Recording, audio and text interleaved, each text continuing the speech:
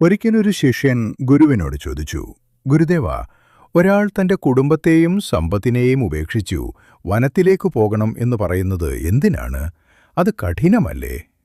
ഗുരു ശാന്തനായി പുഞ്ചിരിച്ചുകൊണ്ട് ശിഷ്യനെ അടുത്തുള്ള ഒരു മാവിൻ ചുവട്ടിലേക്ക് കൂട്ടിക്കൊണ്ടുപോയി. അവിടെ പഴുത്തുപാകമായ ഒരു മാമ്പഴം താഴെ വീണു കിടപ്പുണ്ടായിരുന്നു. ഗുരു അത് കയ്യിലെടുത്തു ശിഷ്യന് നൽകിയിട്ട് പറഞ്ഞു, നീ ഈ മാമ്പഴത്തെ ശ്രദ്ധിക്കൂ. ഇത് കുഞ്ഞായിരുന്നപ്പോൾ ഈ മരത്തിന്റെ കൊമ്പിൽ എത്ര മുറുക്കെയാണ് ഒട്ടിപ്പിടിച്ചിരുന്നത്. അന്ന് കാറ്റടിച്ചാലും മഴ പെയ്താലും അത് കൊമ്പിൽ നിന്ന് വിട്ടുപോരുമായിരുന്നില്ല. കാരണം അതിനു വളരാൻ മരത്തിന്റെ സഹായം വേണമായിരുന്നു. ശിഷ്യനത് സമ്മതിച്ചു. ഗുരു തുടർന്നു, എന്നാൽ ഈ മാമ്പഴം പഴുത്തു പാകമായപ്പോൾ എന്തുണ്ടായി?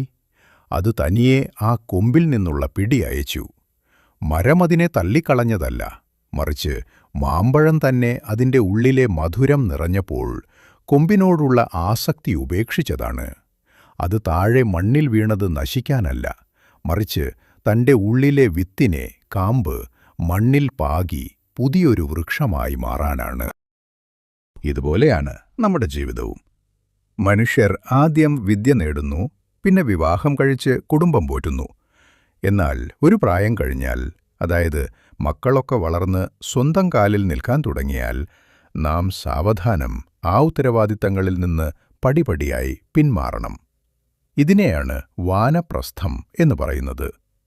ഇത് വീട് വിട്ട് കാട്ടിലേക്ക് പോകലല്ല, മറിച്ച് ഞാനില്ലെങ്കിൽ ഈ വീട് നടക്കില്ല എന്ന വാശി ഉപേക്ഷിക്കലാണ്. നമ്മുടെ മനസ്സിനെ ദേഷ്യത്തിൽ നിന്നും അനാവശ്യ ആശങ്കകളിൽ നിന്നും മോചിപ്പിച്ച് ശാന്തമാക്കണം.